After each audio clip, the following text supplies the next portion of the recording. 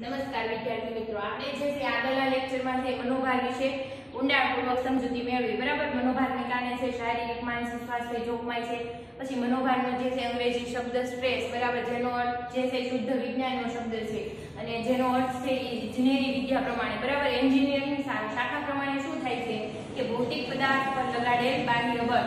ઉપરાંત જે છે આપણે પરીક્ષાલક્ષી એક બાબત જોઈ કે મનોભારજન્ય પરિસ્થિતિમાં લડો અથવા ભાગી છૂટવાની પરિસ્થિતિ પ્રતિક્રિયા જન્મે છે. બરાબર, હવે જોઈએ આપણે મનોભારનું સ્વરૂપ. બરાબર, મનોભાર ઉત્પન્ન થાય તો એનું સ્વરૂપ કેવું હોય, કેટલા પ્રકારે જે છે મનોભાર આવી શકે, કેવી રીતે આવી શકે, બરાબર, એના વિશેની સમજૂતી મેળવશે. તો આપણે જે છે મનોભાર વિશે ઊંડાણપૂર્વક સમજૂતી મેળવવા માટે શું જોવું જોઈએ, એનું સ્વરૂપ જોઈએ. તો મનોભારના 3 પ્રકારો છે. પહેલું શું છે કે મનોભારના 3 પ્રકારો છે. તો એમાં જે છે હતાશા, સંઘર્ષ અને દબાણ. બરાબર, આ 3 પ્રકારનો સમાવેશ થાય છે. તો હતાશા એટલે શું કે હતાશા એટલે વ્યક્તિને લક્ષ્ય પ્રાપ્તિ માટે લક્ષ્યમાં આવતા જે અવરોધો હોય એના કારણે જે માનસિક પરિસ્થિતિ ઉત્પન્ન થાય એને શું કહેવામાં આવે છે, હતાશા કહેવામાં આવે છે. બરાબર, એ આપણે આગળ જે છે એ ઉદાહરણ સાથે સમજી ચૂક્યા છે. ઉપરાંત જે છે સંઘર્ષ. બરાબર, સંઘર્ષ એટલે વ્યક્તિ સમક્ષ 2 વિકલ્પો હોય. બરાબર, આ જે છે એક માર્ક માટે મોસ્ટ આઈએમપી છે એવું કહી શકાય. હતાશા એટલે શું, સંઘર્ષ એટલે શું, એવા એક વાક્યમાં તમને પૂછાઈ શકે. બરાબર, તો સંઘર્ષ એટલે શું કે વ્યક્તિ સામે જ્યારે 2 વિકલ્પ હોય અને બેમાંથી એક વિકલ્પની પસંદગી કરવાની હોય ત્યારે જે મનોસ્થિતિ ઉત્પન્ન થાય છે એને શું કહેવામાં આવે છે, સંઘર્ષ કહેવામાં આવે છે. આ ઉપરાંત છે દબાણ. દબાણ એટલે કે એવી પરિસ્થિતિ કે જેમાં આપણી અનિચ્છનીય પરિસ્થિતિ હોય, બરાબર, છતાંય તે આપણે એમાં શું કરવું પડે, અનુકૂલન સાધવું પડે. આવી પરિસ્થિતિ ત્યારે જે માનસિક સ્થિતિ ઉત્પન્ન થાય છે એને શું કહેવામાં આવે છે, દબાણ કહેવામાં આવે છે.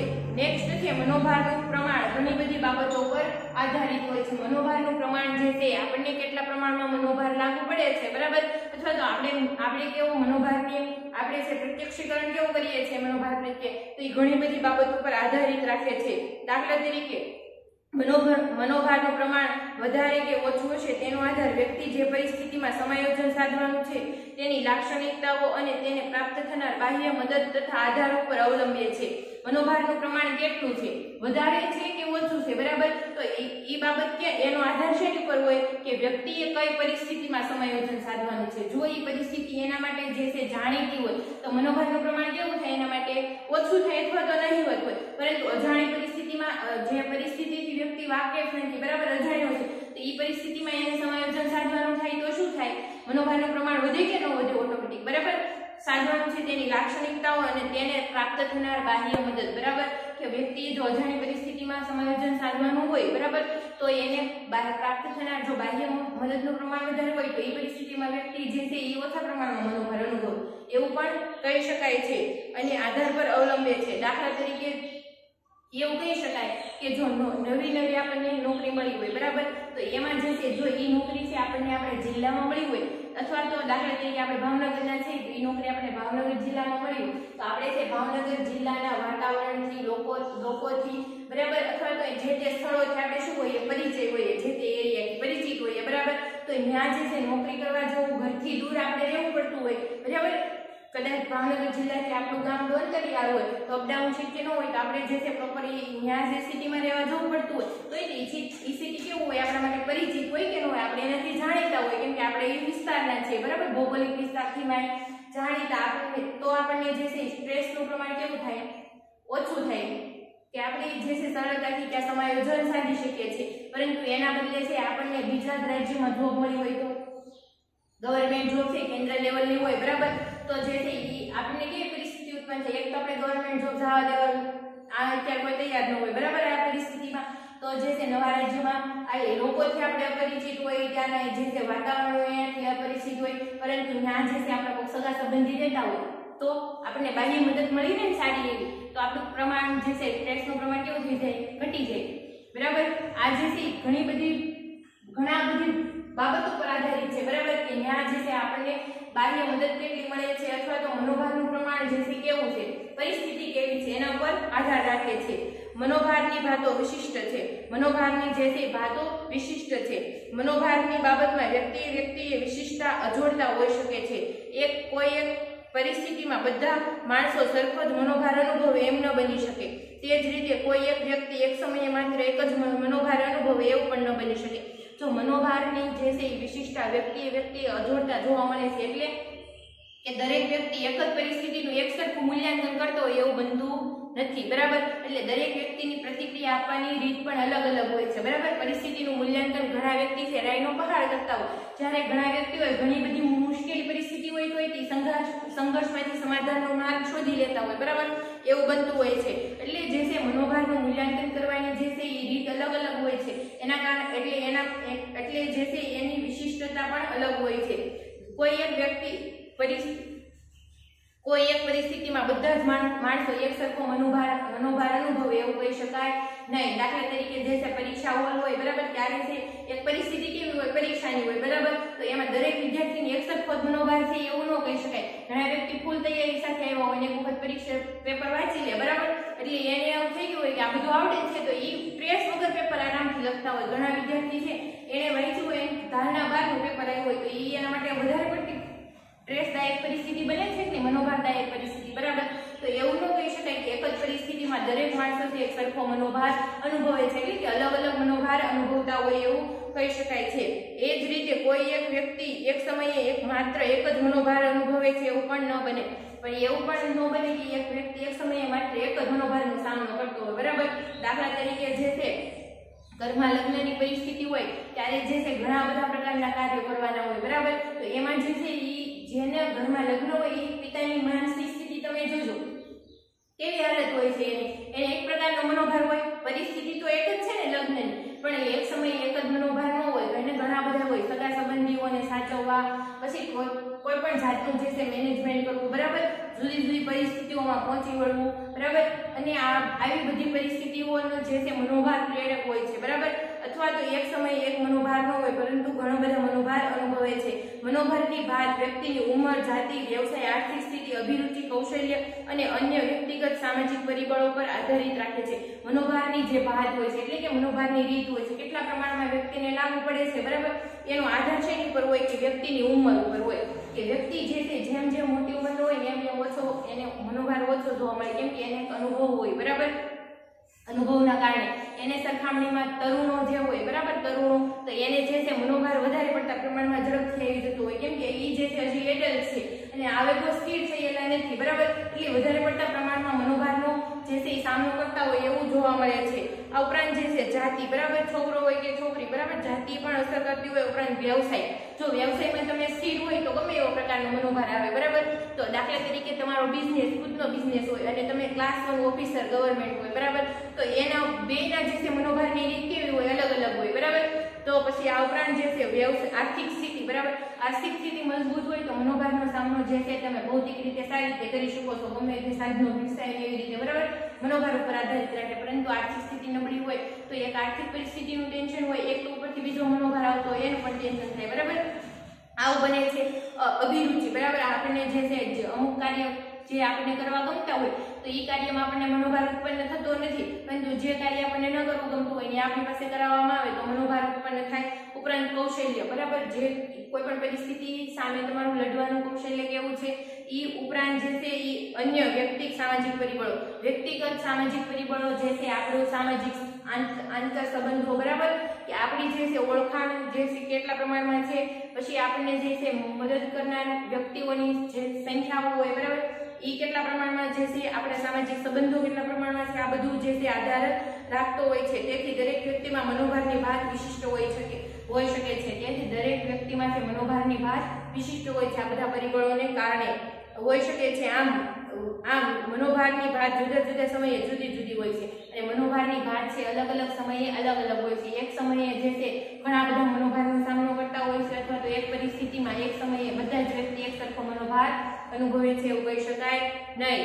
નેક્સ્ટ જોઈએ તો મનોભારના કારણો. મનોભારના કારણો કેવા હોય છે? અજ્ઞાત હોય છે, બરાબર. તો મનોભારના કારણો જે છે અજ્ઞાત હોઈ શકે છે. આપણને કેટલીક પરિસ્થિતિઓ ચિંતાજનક અને પડકારરૂપ લાગે છે, જેને કારણે મનોભાર કે તણાવનો અનુભવ થાય છે, પરંતુ એના માટે જવાબદાર કારણો આપણને ખબર હોતા નથી. માટે કહી શકાય કે મનોભારના કારણો અજ્ઞાત હોઈ શકે છે. આવા અજ્ઞાત કારણોસર અનુભવતા મનોભાર માટે દમિત પ્રેરણાઓ, લાગણીઓ અને આવેગો વગેરે બાબતો કારણરૂપ હોઈ શકે છે. તો કેટલીક વખત છે આપણને ચિંતાજનક અને પડકારરૂપ પરિસ્થિતિ લાગતી હોય, બરાબર. ગળું સુકાવું, મોઢામાં શોષ પડવો, બરાબર, તરસ લાગવી, આવું બધું છે ઘણી વખત જે છે એ થતું હોય, બરાબર.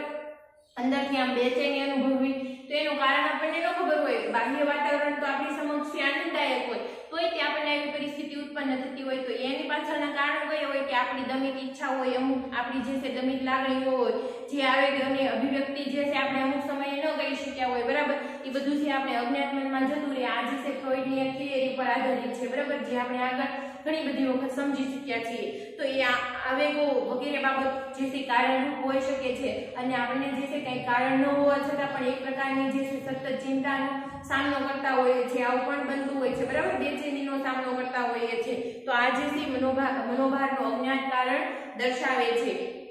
નેક્સ્ટ જોઈએ તો મનોભારનો સામનો કરવો કિંમત માંગી લે છે.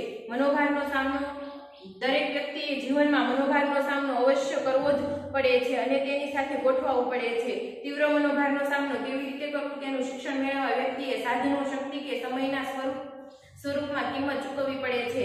જો કોઈ આપણે જે છે જીવનમાં મનોભાર છે એ આપણે જીવનનો એક હિસ્સો બની ગયો, બરાબર, એટલે દરેક વ્યક્તિ નું જીવન કેવું હોય, મનોભાર સાથેનું જ હોય. એટલે કોઈ પણ પરિસ્થિતિમાં આપણે મનોભાર સાથે કેવું થવું પડે, એડજસ્ટ થવું પડે, એટલે કે ગોઠવાવું જ પડે છે, બરાબર. ત્યારે જે છે તીવ્ર મનોભારનો સામનો આપણે કેવી રીતે કરવો ને, એ સમય માંગી લે, કિંમત માંગી લે, બરાબર, કે સાધનો, શક્તિ અને ઘણું બધું આમાં ખર્ચાય છે, બરાબર, એટલે એ કિંમત માંગી લે છે. ઘણી વખત છે લાંબા ગાળાનો મનોભાર હોય, બિઝનેસમાં ખોટ થઈ હોય, તો આર્થિક રીતે આપણે એની કિંમત ચૂકવવી પડે. સાથે સાથે માનસિક, સામાજિક દ્રષ્ટિએ પણ જે છે મોભો હોય, બરાબર, એમાં જે છે કંઈક ને કંઈક અસર થતી હોય, બરાબર, એટલે આ બધી પરિસ્થિતિનો આપણે શું કરવો પડતો હોય, સામનો કરવો પડતો હોય, બરાબર. તો આ પરિસ્થિતિનો સામનો કરવા માટે જે છે જરૂરી આપણામાં જે છે સ્વરૂપમાં કિંમત ચૂકવવી પડે છે, અને સામનો કરવા માટે ક્ષમતા કેળવવા માટે વ્યક્તિએ કિંમત ચૂકવવા તૈયાર પણ રહેવું જોઈએ. અને મનોભારનો સામનો કરવા માટે આપણે જે કિંમત ચૂકવવી પડતી હોય એમાં તૈયાર પણ રહેવું પડે.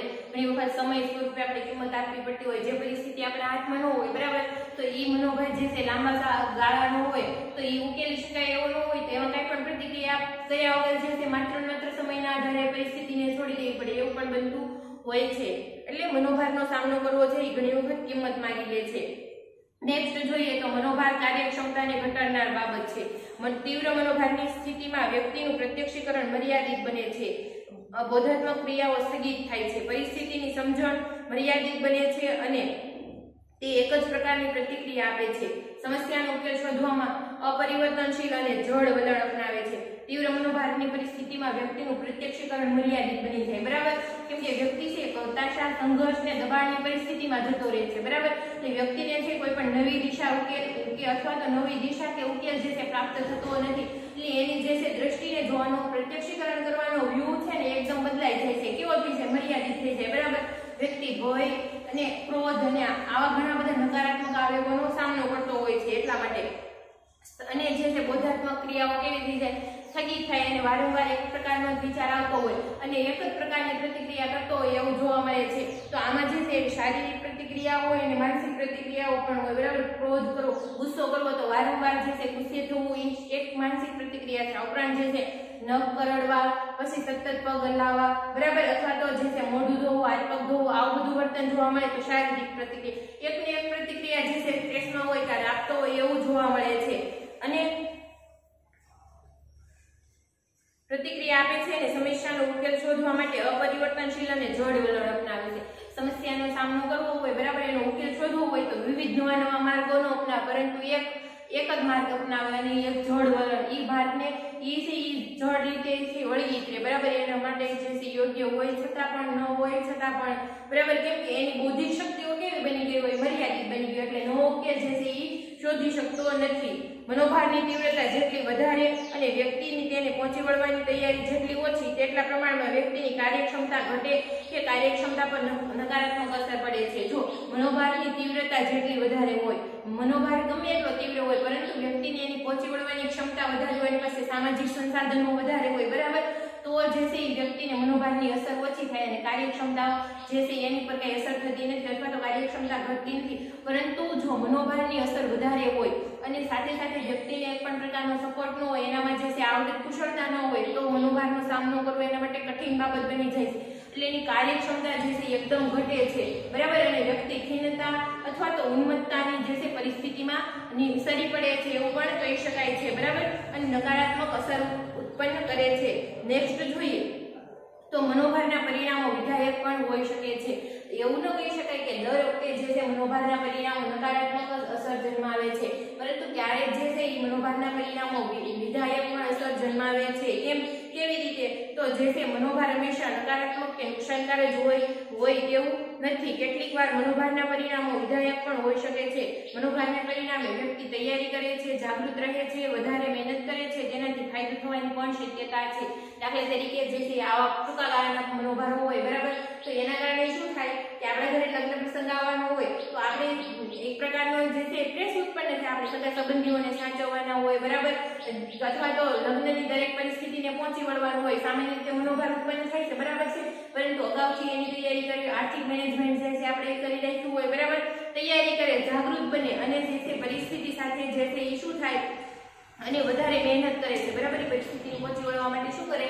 વધારે મહેનત કરે છે. દાખલા તરીકે જે છે પરીક્ષાનો સ્ટ્રેસ હોય, બરાબર, તો આપણે શું કરતા હોય કે આપણને ખબર છે કે આ પ્રકારની આપણે બોર્ડની પરીક્ષા છે એની તારીખ ડિક્લેર થઈ ગઈ હોય, તો એ પ્રકારે આપણે મહેનત કરતી જાગૃત બની જઈએ. પછી મહેનતમાં શું કરી દઈએ? વધારે કરતા હોય. પહેલા જે છે 6-7 કલાક વાંચતા હોય, એની જગ્યાએ રીડિંગ આપણે 10-12 કલાકનું કરી નાખીએ કે નથી કરી નાખતા, બરાબર. તો એ છે જાગૃત કરે, મહેનતમાં વધારો કરે છે અને એનાથી ફાયદો પણ થાય છે કે આપણે સારું પરિણામ પણ મળે છે. એટલે દરેક વખતે જે છે મનોભારની નિષેધાત્મક અસર કોઈ એવું કહી શકાય નહીં, પરંતુ ક્યારેક જે છે વિધાયક અસર પણ જોવા મળે છે. પરંતુ એ મનોભાર છે ટૂંકા ગાળાનો હોય, ઓછી અસર જન્માવનારો હોય. ઉપરાંત જે છે લાંબા ગાળાના મનોભારમાં પણ જો સામાજિક સંસાધનો આપણને યોગ્ય સમયે પ્રાપ્ત થતા હોય, બરાબર, સામાજિક ટેકો જે છે પ્રાપ્ત થતો હોય, તો જે છે આવા મનોભારની અસર આપણા પર થતી નથી. એટલે કે વિધાયક અસર થાય એવું કહી શકાય છે. તો મનોભારના સ્વરૂપમાં આપણે જોયું, મનોભારો 3 પ્રકારના હોય છે, અત્યાચાર, સંઘર્ષ અને દબાણ. મનોભારનું પ્રમાણ છે ઘણી બધી બાબતો પર આધાર રાખે છે. મનોભારની વાતો કેવી હોય? વિશિષ્ટ છે. મનોભારના કારણો અજ્ઞાત હોઈ શકે છે. મનોભારનો સામનો કરવો કિંમત માંગી લે છે. ઉપરાંત મનોભાર કાર્યક્ષમતાને ઘટાડનાર બાબત છે, બરાબર, અને મનોભારના પરિણામો વિધાયક પણ હોઈ શકે છે. હવે જે છે આપણે આ જોયું સ્વરૂપ, તો હવે જે છે આપણે મનોભાર અંગેનું જે છે એ આખું મોડેલ જોવાનું છે, બરાબર. જુદા જુદા મનોવૈજ્ઞાનિકોએ આપેલું જે છે એક પ્રકારનું મોડેલ છે, તો કેવા પ્રકારનું હોઈ શકે, બરાબર, એ આપણે જોઈશું. આભાર.